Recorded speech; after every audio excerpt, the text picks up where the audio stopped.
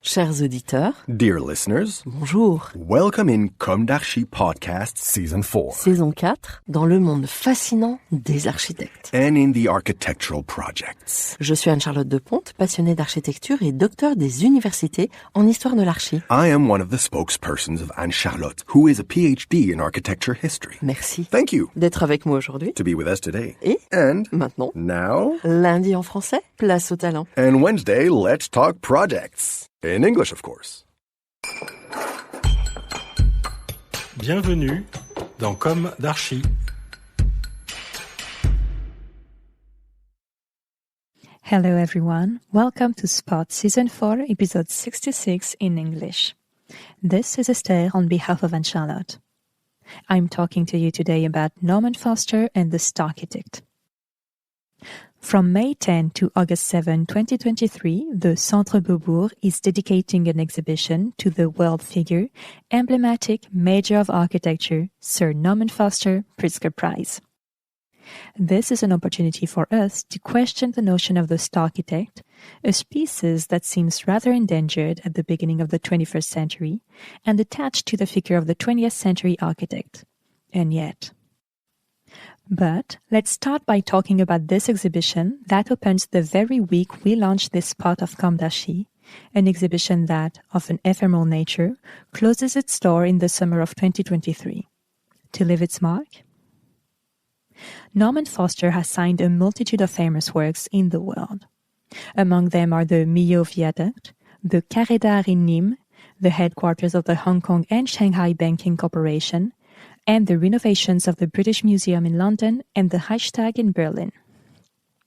The Parisian exhibition reveals in a space of 2,200 square meters different periods of the work of the star architect and the major achievements, including those mentioned above. And this through some 400 drawings, including his first, elaborated when he was only 15 years old, photographs, models, prototypes, and workbooks.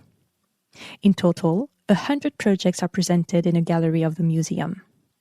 The scenography is concocted by Sir Norman Foster himself, who confides, "I like to say that this exhibition is a futurospective rather than a retrospective, because we are talking about sustainability." Also, Frédéric Miguero, curator of this exhibition, encouraged me to look at my 60 years of architectural practice, end of quote. The star turns 87 on June 1st, 2023. His firm, Foster & Partners, has a staff of about 1,500 people and nearly 20 offices around the world. For the uninitiated, you should know that the headquarters are in London. It is a behemoth of architecture like Skidmore, Owings & Merrill, interviewed in January. What is the future for these giant agencies? Maryse Quinton, in her June 2021 article for The Good Life magazine, tells us that you have to go back in history to understand the rise of the Starchitect. In 1985, Norman Foster reinvented the skyscraper with the HSBC headquarters in Hong Kong, a 44-story building that marked a turning point in his career and opened the doors to success. His agency became an international brand. The commission could not have been clearer: to build the most beautiful bank in the world. A symbol of the high-tech architecture that was very much in vogue at the time, but which was being built in Hong Kong for the first time, this building propelled him to the top. The most expensive tower in the world was the headline in newspapers and magazines. Certainly, the Anglo-Saxon recipe is the brand or the marker. In addition, the image of the agency founder, refined, became a legend, a plebiscite by the great museums of the world. If at 85 he refuses to provide his portrait to the press, we can see him from every angle on Instagram, in a suit at work, in shorts on vacation, wearing his cross-country skis during the many races in which he participates, fishing, or reading in his pool on giant unicorn buoy. Maryse Quinton explains. Is this false modesty, or an innate sense of business, or both? And us flabbergasted, as if we absolutely need to be inspired by one soul while 1,500 pros are slaving away. But that's the way it has been in architecture for 120 years. All for one, but also one for all or almost all. Young ideologists have of course created collectives. At one of them, when I was in charge of their communication, I was told, "Your uncle Paul de Pont was the first collective of architects." It was about Lodz de Pont-Beauclair in this evocation. However, I doubt it. One never invented anything. Baudouin and Lodz even before, were they not and already the embryonic form? And then, before 68, one spoke about the famous workshops. In any case, this compliment was nice to hear from another collective of ambitious architects and not lacking in character, AS, Architecture Studio. You know, the one who designed the European Parliament in Strasbourg? We often see its hemicycle on TV with its famous bright blue seats. AS, Architecture Studio, who co-designed the Institut du Monde Arabe too, with Jean Nouvel. That we never remember. But the latter, we move on to Jean Nouvel, has worked so well on his image. He recently told us that he considered architecture to be dead. The one he lived through, of course. And yet, everything is to be built tirelessly. What should he have done better than the present generations?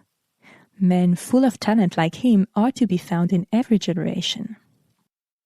It is true that the end of the 20th century saw the flowering of the star-architect, oh la la! And since Frank Gehry and the Guggenheim in Bilbao, so many mayors on a European scale have wanted their own iconic building. The icon and the star. We swore by it. Some people took advantage of it. How long did we chase it? Well, in the case of Bilbao, it gave a boost to a declining city.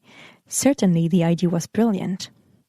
The problem is the sheep that copies, that sets up as a model and uses it, and in the end destroys the model.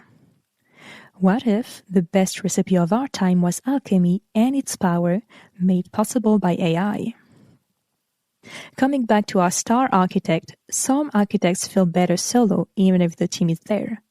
Others realize their potential collectively. What must be preserved is our freedom of choice. It is immense here in France today, even if it is difficult to realize this. Perhaps we will meet at the Norman Foster exhibition. Why not try to better understand this architect who was more into doing than thinking? And as for the continuation, we can only hope to draw the best inspirations from a father, Pierre, who knew how to transmit, which by the force of things renews itself. If yesterday the carbon footprint of Foster and Partners did not seem exemplary, today the projects are in mutation worldwide. Enjoy your visit, and let's never forget that everything already exists. See you next week for a new issue of Comme d'Archi, and take care. Goodbye.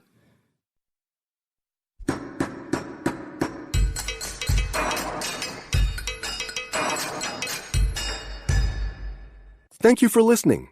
Thanks to Julien Rebourg, sound engineer, who is collaborating with us today. Don't forget to tune in to our previews on Instagram at Comme d'Archi Podcast. If you enjoy this podcast, don't hesitate to promote it by giving it 5 stars and a little comment on Apple Podcast or on your favorite podcast platform. And above all, subscribe to listen to all of our episodes for free. See you soon, and until then, take care of yourself.